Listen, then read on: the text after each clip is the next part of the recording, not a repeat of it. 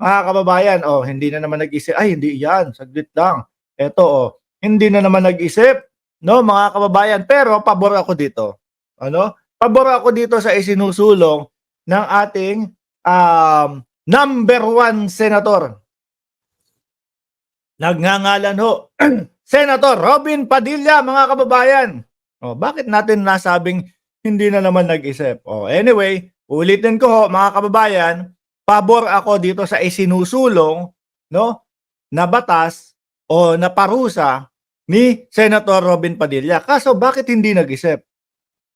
Sa pool ho niyan si Kibuloy kapag nagkataon, mga kababayan. Ano? Sa pool ho niyan si Kibuloy pag nagkataon, mga kababayan. Robin Padilla files bill seeking death penalty as heaviest penalty for rape nga po, mga bossing. Nako po.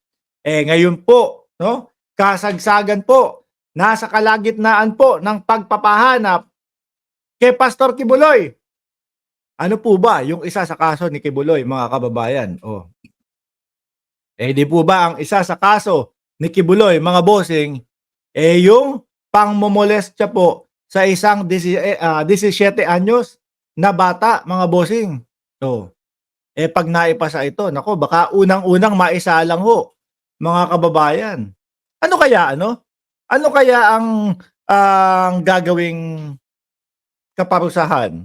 Kumbaga, anong way ng kamatayan ang gagawin? Silya elektrika?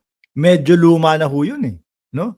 Medyo mabaho pa yun. Kasi syempre, naaamoy mo yung sunog na tao. Kung si Kibuloy ang mauunahan dyan, mga bossing, naku po. From Maputi, from KOJC, from Kojik, bigla pong magiging itim yun, mga kababayan. Matutusta ho yun. Kung sakali naman ho, yung garote, mga kababayan, garote o yung pagbigte, masyado namang karumal-dumal. Ayan. Siguro lethal injection kung sakali ho, mga bossing.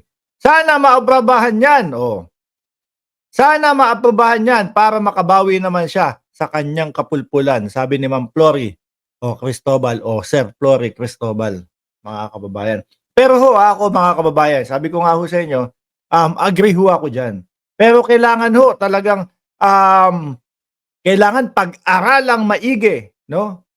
Siyasatin, maigi, imbestigahan, maigi. Lalo na ho yung mga sasalang dyan. Baka ang kinatatakot ho natin, mga bossing, baka po may mga maling judgment, may maling paghatol, tapos na nahatulan ho ng sentensya ng kamatayan. Kawawa naman po, mga kababayan. Pero ito, mga bossing, siguro ano kaya ang inisip ni Senator Robin Padilla? O talagang gusto niyang mangyari yan? No? Deep inside sa kanyang puso at isipang, kaibigan kita, Kibuloy. Pero kapag napatunayan, yang mga hindi ibinibintang o yang mga inirereklamo sa iyo, sasalang ka dito sa aking ipinapasang bill na death penalty. Pukpukin yung, nako, mukhang ang gustong sabihin dito ni Jordan G, pukpukin yung ethics ni Kibbs. Grabe ka, ha? Masyado kang masyado kang brutal, ha? Matagal pa din ho to kung sakaling maaprubahan, mga bossing, no? Matagal na hong isinusulong itong death penalty, pero hanggang ngayon po wala pa din, mga kababayan, no? Pero siguro talagang tinitirya ni Robin Padilla si Pastor Apollo Kibuloy. Alam niya naman na isa doon sa kaso ni Kibuloy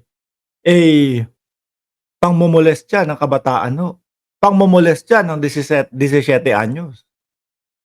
Tapos yung isa, qualified human trafficking. Yung human trafficking ho, yun yung walang bail.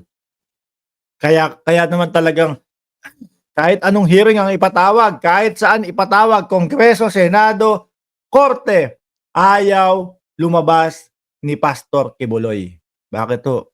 Siyempre, no? kapagka walang bail, yung isa sa kaso niya, nasa oblo siya habang hini-hearing yan. Hindi siya makakalabas habang hini-hearing. Pagkatapos so, nung hearing mga kababayan, rekta ulit siya kung saan malamig na bakal ang kanyang hahawakan.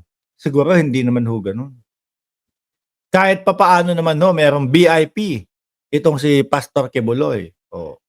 Baka ho siguro may mga nakapaligid sa kanya na ano, na mga tagapaypay niya. Oh, di ba? Merong taga kuskus ng likod niya kapag siya ay naliligo. Oh, VIP eh. Ano po, mga kababayan. Pero ayan nga ho. Oh. Sana mapasa, no? Pero kailangan ho talagang mas tindihan ho yung pag-aaral bawat kaso o bawat hahatulan, no, ng sentensyang kamatayan, mga bossing.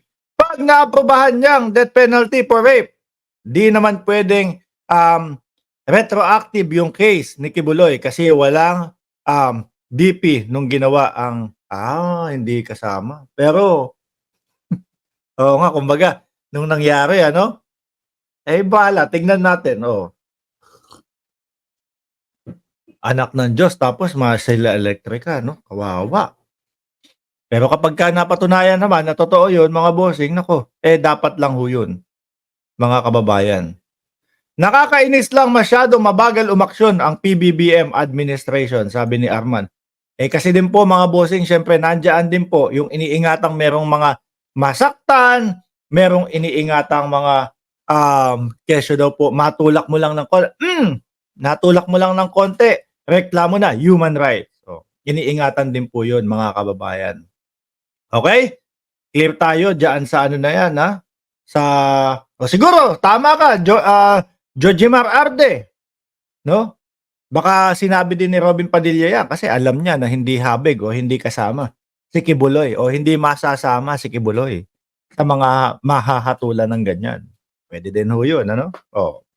Robin talagang ibang klase pero yun talaga hong ano yung talagang ayoko sa dinastiya.